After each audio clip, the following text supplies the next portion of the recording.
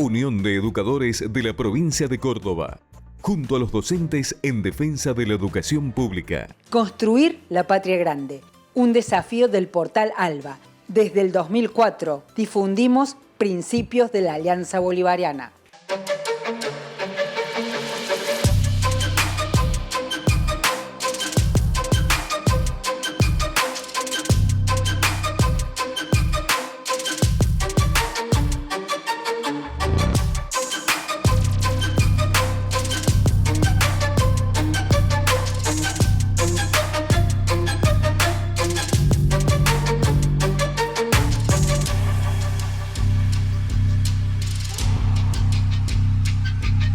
Muy bienvenidos a una nueva edición de Principio Activo Salud y Sociedad. Este espacio que cada semana nos proponemos para encontrarnos a charlar y a dialogar, a conversar sobre las cosas que nos pasan. Recuperar la conversación es una manera de volver a tejer las relaciones, las historias y la posibilidad de construir de forma colectiva. Hoy nuestro invitado especial es el doctor Horacio Barri. Él es epidemiólogo y especialista en medicamentos. Con él vamos a abordar una temática que nos preocupa muchísimo, que es justamente los medicamentos, entendiendo que el medicamento es un fármaco, los remedios curan, no necesariamente son productos de la industria farmacológica. A veces un té es un remedio porque nos cura. Con Horacio Barri advertimos la proliferación de la industria de los medicamentos, cómo se medicaliza la vida y lo riesgoso que es cuando hay tanta producción de medicamentos sin tener la capacidad de conocer efectos adversos y distintas situaciones que en pos del mercado y del negocio quedan invisibilizados. Escuchamos a Horacio Barri. Entonces, los medicamentos, te dije que estaban los esenciales, cuya relación beneficio-riesgo es favorable, que serán un 30%. Los mayoritarios, que es más de un 30-40% de eficacia no comprobada. Los de eficacia dudosa, que se largan al mercado antes de saber exactamente si pueden tener otros efectos, porque una cosa es que lo hagan en voluntarios sanos, como se hacía antes, o en poblaciones que pagan los laboratorios y que por ahí se puede o no cumplir con los requisitos de la bioética, ¿no? Entonces, después, las combinaciones irracionales de drogas, porque hacen estudios de marketing y dicen, ¿con qué le gustaría tomar el antiespasmódico para los cólicos? Y con algún analgésico, porque a lo mejor un calmante sería. Entonces por ahí te venden una combinación que no tiene sentido porque se pueden descomplementar. Entonces, después tenés los de perfil de riesgo inaceptable, que son los que tienen otro en el mercado para la patología, pero no te provoca los daños que te provoca eso, ¿no? Incluso a veces siguen insistiendo con medicamentos que se ha comprobado daño grave. Por ejemplo, con los gangliósidos, que era un medicamento que en la Universidad Nacional de Córdoba se había trabajado a pedido del laboratorio para contar con el aval, y el resultado final fue una especie de NI, pero pusieron que la universidad avalaba, y hubo 18 casos de una enfermedad que puede ser mortal, que se llama Guillain-Barré.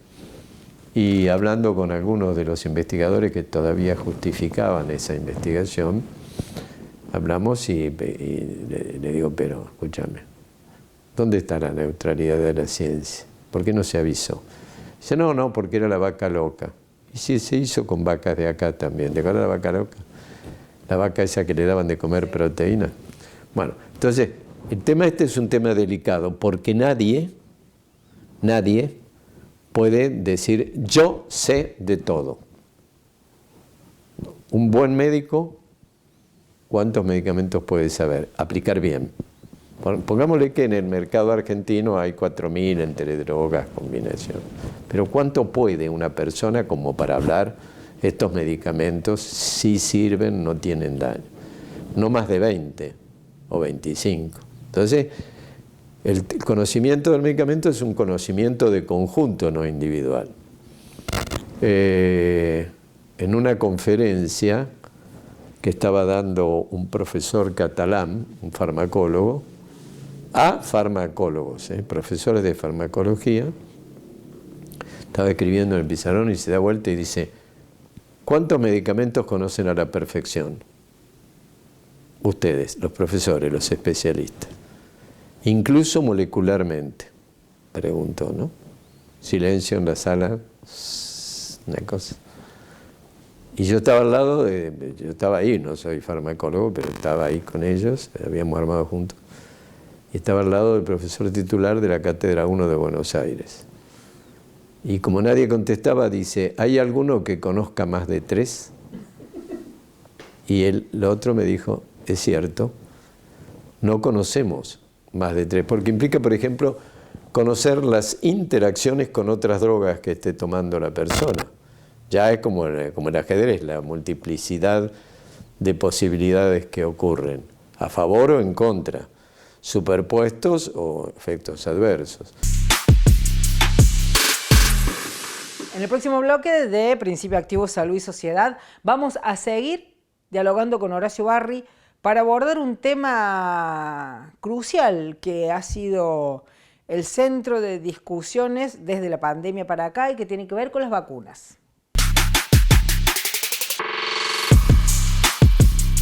Unión de Educadores de la Provincia de Córdoba, junto a los docentes en defensa de la educación pública. Obra social del personal de la industria gráfica de la provincia de Córdoba. Defendemos el sistema solidario de atención de la salud.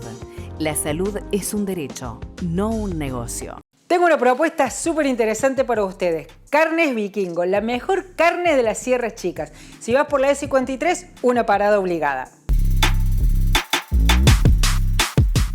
Segundo bloque de Principio Activo Salud y Sociedad. Seguimos con el doctor Horacio Barri y, como les habíamos anunciado, vamos a hablar del tema de las vacunas y una alerta que nos deja Horacio vinculado a cómo se han quebrado los protocolos por primera vez por efecto del gran negocio que se montó con el tema COVID. Lo escuchamos.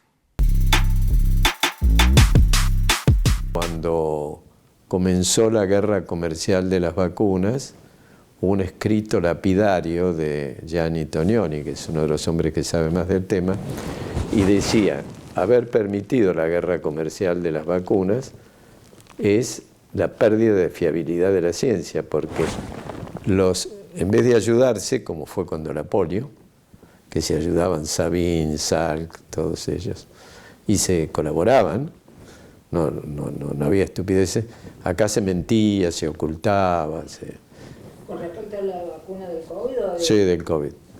Él decía que esto había sido manejado de una manera tal, porque además eran dineros de los estados, que habían gastado guita como en la Segunda Guerra Mundial, más o menos. No los laboratorios, los estados, porque era una cosa que no se sabía y todavía queda mucho por saber. Y sí que sigue habiendo gente investigando interacciones, efectos adversos, saber por qué aparecieron, qué pasó con esas cosas descritas. Pero en esta situación, donde hay un ecocidio y donde hay animales salvajes en cautiverio, o sea, que deben sufrir cualquier cantidad, el salto del virus del animal a la persona puede ocurrir, ¿no es cierto? Tantas cosas. Se hablaron muchas fantasías, pero todos apuntan a que pasó por ahí, ¿no es cierto? Entonces, esto es importante de conocer este tipo de situaciones, porque si los expertos conocen 3, esto requiere de una democratización del conocimiento. Primero entre expertos, por supuesto que son los que saben y conocen bien las interacciones y todas esas cosas, pero no conocen el conjunto. Y que los médicos también puedan conocer bien y que tengan rápido la información que aparezca en esta cuestión. Porque además estamos hablando de medicamentos de altísimo precio. ¿Viste que se dice de altísimo costo? Es una trampa lingüística esa, ¿no? porque todos dicen caro, pero el mejor. Es altísimo precio, nadie sabe el costo. Hubo un episodio, no sé si lo hemos conversado, si vos lo conocías, hace unos meses, que a la obra social provincial de Buenos Aires, el IOMA, cada provincia tenía su obra social provincial. Ahora tiene, por ejemplo, Córdoba, una aseguradora de riesgos, que no es una obra social provincial, ¿no? Algunos gremios que pertenecían convalidaron, pero esto no es una obra social, es otra cosa. Pero a esta del IOMA la obligaron a pagar un medicamento para una nena de 2 años que está caratulado como el de más alto precio del mundo, que no cura, sino que es un paliativo, mejora un poco. Los chicos se mueren igual, porque es una enfermedad que todavía no encontraron. El precio de ese medicamento era de, ¿qué se les puede ocurrir? Millones de dólares. 2 millones de dólares. Se lo pusieron y la chica murió 2 días después, ¿no? Pero además, ¿por qué se lo pusieron? Habría que hacerle un juicio al juez, ¿no? Ahora, en cambio, hay otro problema más grave que también hay que analizar, porque hay que decir, acá los estados tienen que intervenir para fijar el precio. Y tiene que haber consenso entre los estados frente a las empresas, o las empresas tienen más valor moral, ético, bioético que los estados. Que quede en manos privadas, de empresas privadas, el control bioético de las vacunas realmente es gravísimo. La alerta que nosotros promovemos de acá con el doctor Horacio Barri no es solamente desde este programa, recorre el mundo, y estar atentos es fundamental para que el conocimiento no quede privatizado y sigan convirtiendo a la salud en un negocio.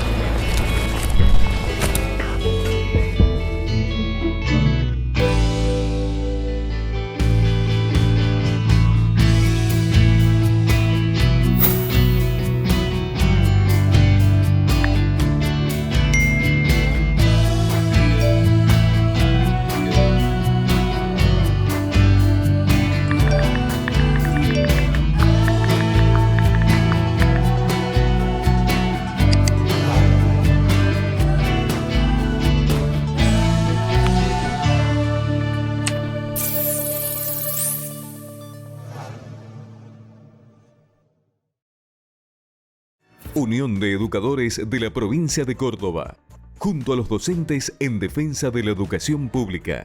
BM Consultorios Odontológicos. Somos un equipo de odontólogos formados para prevenir y cuidar tu sonrisa. Te cuidamos, nos cuidamos. Obra social del personal de la industria gráfica de la provincia de Córdoba. Defendemos el sistema solidario de atención de la salud. La salud es un derecho, no un negocio. Luz y Fuerza de Córdoba, pasado y presente de lucha en defensa del patrimonio energético y la dignidad del trabajo. Gabriel Suárez, secretario general. Tercer y último bloque de Principio Activo, Salud y Sociedad. En esta oportunidad, las efemérides van a estar orientadas a la memoria de Rodolfo Kusch. Decidimos homenajearlo recuperando un pequeño fragmento de la saga de los Confines, una trilogía de Liliana Bodoc, que es realmente maravillosa, que si no han tenido la posibilidad de leerlo, se les recomiendo. ¿Y por qué Kusch? Kusch cumple un aniversario más de su muerte el 30 de septiembre y es un filósofo argentino que propuso generar una filosofía propia con identidad de nuestra América, porque con él acordamos que tenemos que pensarnos desde nosotros, desde nuestra identidad. Él decía que el pensamiento europeo nos llevaba a un existencialismo frustrante y que el pensamiento que se conformaba desde los pueblos originarios, desde los pueblos y su rica historia, era mucho más vívido, mucho más nutritivo y energizante. Rodolfo Kusch es un estandarte en la construcción de un pensamiento propio con identidad nacional latinoamericana, y la vieja Kusch es un personaje de Liliana Bodoc con la que Liliana quiso homenajearlo. Escuchamos a Silvia. Hoy, como discípulos de Isa, narradora de cuentos y de historias, le devolvemos con un cuento y le agradecemos su sabiduría al narrar. Cada familia Wilke conservaba un cofre, heredado por generaciones, que los mayores traían consigo. Aunque tenía menos de 2 palmos de altura y un niño pequeño podía rodearlo con sus brazos, en él se guardaban recuerdos de todo lo importante que había ocurrido a la gente del linaje familiar a través del tiempo. Cuando llegaban las noches de contar historias, volteaban el cofre haciéndole dar 4 tumbos completos, primero hacia adelante, después hacia atrás y finalmente hacia cada costado. Entonces el más anciano sacaba del cofre lo primero que su mano tocaba, sin vacilar ni elegir, y aquel objeto evocador de un recuerdo le señalaba la historia que ese año debía contar. A veces se trataba de hechos que no habían presenciado porque eran mucho más viejos que ellos mismos. Sin embargo, lo narraban con la nitidez del que estuvo allí. Y de la misma forma se grababa en la memoria de quienes tendrían que contarlo años después. Los Wisiwilke decían que la gran sabiduría guiaba la mano del anciano para que su voz trajera desde la memoria todo aquello que era necesario volver a recordar. Algunas historias se repetían incansablemente. Algunas se relataban por única vez en el paso de una generación y otras historias quizás nunca serían contadas. Pienso en las viejas historias que quedaron para siempre dentro del cofre, dijo Tungur. Si nadie las contó, nadie las oyó. Y si nadie las oyó, nadie las recuerda. Completó Kusch, que llegaba con su vasija cargada de menta dulce. Siempre repites lo mismo y me obligas a repetir a mí. Tantas veces te lo he dicho. Cuando algo ciertamente grande ocurre, suelen ser muchos los ojos que lo ven y muchas las lenguas que saldrán a contarlo. Entonces, recuerda esto. Las viejas historias que jamás se cuenten alrededor de un fuego, alrededor de otros se contarán. Y los recuerdos que un linaje ha perdido viven en las casas de otro linaje. Fragmento del volumen 1 de la saga de los confines, Los días del venado, de nuestra querida Liliana Bodoc. Muchas gracias, Silvia. Muy hermoso. ¡Ay, qué lindo! Como cada programa, agradecemos a los compañeros trabajadores, trabajadoras de Luz y Fuerza de Córdoba y la Unión de Educadores de la Provincia de Córdoba que nos apoyan en esta construcción de comunicación colectiva. Los invitamos a ver el Electrum en su Facebook, en sus redes, y a escuchar La Tiza, si no la escuchan en vivo, los sábados por Radio Universidad a las 12. Lo pueden buscar en la página web de la UPC, el Electrum de Luz y Fuerza Córdoba, La Tiza de los compañeros docentes.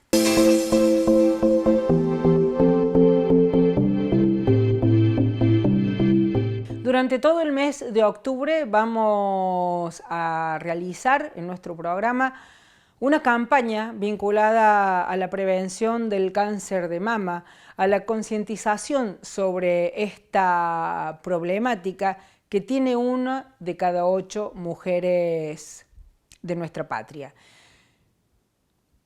Ana Grudine es artista audiovisual y transita esa enfermedad y la soporta, la sobrelleva, la enseña con el cuerpo y con el arte. En homenaje a su trabajo y a su entrega y para cumplir con la función de servicio público que queremos llevar adelante desde este medio de comunicación, vamos a ir compartiendo su obra, que es más que una obra artística, que es un grito a la vida y un grito a la conciencia. Y quería compartir un fragmento de su texto cuando habla del tema de la conciencia, la concientización. Me gusta esa palabra, nos dice Anita. Es más abarcativa que el mes de la lucha o el mes de la prevención sobre el cáncer de mama. Pienso en varios enfoques basados en esa palabra. Conciencia es el conocimiento que el ser humano posee sobre sí mismo, sobre su existencia y sobre su relación con el mundo. Entonces, si pensamos en cáncer, primero tenemos que hacer consciente y naturalizar en nosotras, las mujeres, que es nuestro cuerpo, es nuestro territorio. Tenemos que escucharlo, tenemos que conocerlo. Él sabe cuando algo no está bien, pero nosotras generalmente lo negamos. No queremos oírlo o anteponemos otras prioridades, y no, la prioridad somos nosotras. Y es nuestro cuerpo. Palparse las mamas, tocarlas, observarlas, conectarnos con ellas, con todo nuestro cuerpo, por dentro y por fuera. Acariciarlo, quererlo, cuidarlo, sentirlo, tiene que ser parte de nuestra rutina diaria. También realizarnos los controles anuales para que no sea demasiado tarde cuando decidimos ir al médico. Nada asegura que no vayamos a tener cáncer, porque pasa. A cualquiera puede tocarle. Es parte de transitar la vida, pero los controles sí permiten detectarlo a tiempo y darle tratamiento efectivo. Anita nos cuenta que se ha sentido agobiada en la angustia y la soledad, que esta forma de temor que el resto de la sociedad genera sobre la palabra cáncer y no poder hablarlo aísla a las personas y no las ayuda a transitar la enfermedad. Que todos sepamos, que todos lo hablemos, hace que la enfermedad salga de lo privado de cada mujer y se convierta en una problemática social que debemos atravesar juntos, juntas, colectivamente. Anita nos propone cuidarnos en una clave que trasciende lo individual y es cuidarnos como sociedad. Esa palabra aterradora, cáncer. Hay que hablar más sobre el cáncer, no solo en las instituciones, sino en lo cotidiano. Tenemos que desmistificar el concepto colectivo tan internalizado porque eso no nos ayuda a las cancerosas. Al contrario, no solo es comenzar una lucha con nosotras mismas, con la angustia insoportable hacia el devenir, sino también una lucha con los otros, y tiene que ver con el silencio, con esa falta de conocimiento. Los que están del otro lado, aterrados, no saben cómo reaccionar. Algunos te evitan, se alejan, otros salen corriendo como si fuera contagioso, y muchos lo niegan para sobrellevarlo.